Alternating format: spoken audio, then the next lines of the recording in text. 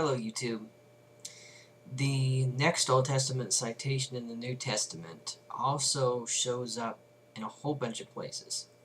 This is in Matthew 13, 14, and 15, Mark 4:12, Luke 8:10, John 12:38 through 40, and Acts 28, 26 through 27. Now, I'm only going to read Matthew and John, though. And Matthew is closest to what the original text says, but I think John makes some interesting changes to it that are worth noting. I'm going to read verses 10 through 17 of Matthew 13. Then the disciples came and asked him, "Why do you speak to them in parables?" He answered, "To you it has been given to know the secrets of the kingdom of heaven, but to them it has not been given. For to those who have, more will be given, and they will have an abundance. But from those who have nothing, even what they have will be taken away. The reason I speak to them in parables is, seeing they do not perceive, and hearing they do not listen, nor do they understand. With them indeed is fulfilled the prophecy of Isaiah that says, You will indeed listen, but never understand, and you will indeed look, but never perceive. For this people's heart has grown dull, and their ears are hard of hearing. And they have shut their eyes, so that they might not look with their eyes, and listen with their ears, and understand with their heart, and turn, and I would heal them. But blessed are your eyes, for they see, and your ears, for they hear. Truly I tell you, many prophets and righteous people longed to see what you see, but did not see it, and to hear what you hear, but did not hear it." Now, the verses in John say this: "Although he had performed so many signs in their presence, they did not believe in him. This was to fulfill the words spoken by the prophet Isaiah. Lord, who has believed our message, and to whom has the arm of the Lord been revealed?" And so they could not believe, because Isaiah also said, He has blinded their eyes and hardened their heart, so that they might not look with their eyes and understand with their heart and turn, and I would heal them.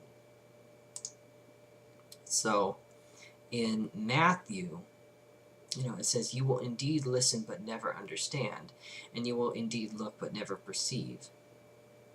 That's a bit more passive than John, where it's talking about the Lord himself blinding their eyes and hardening their hearts, so they won't understand and they won't see. Now, these citations are from Isaiah chapter 6, verses 9 through 10. And this is a pretty short chapter, so I'm going to go ahead and read the whole thing. And also in the New English translation of the Septuagint, it's closer to what the Gospels are using.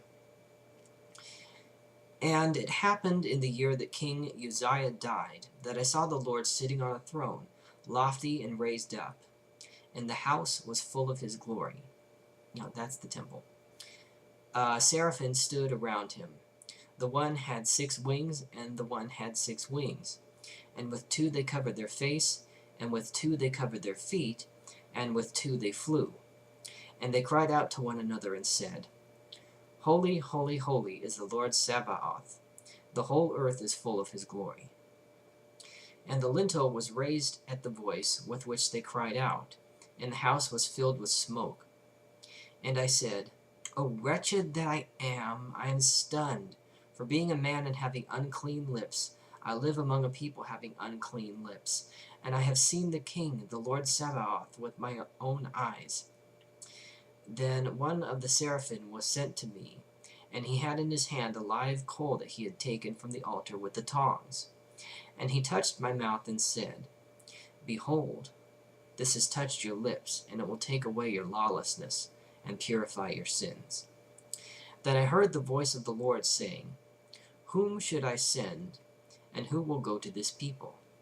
And I said, Here am I, send me.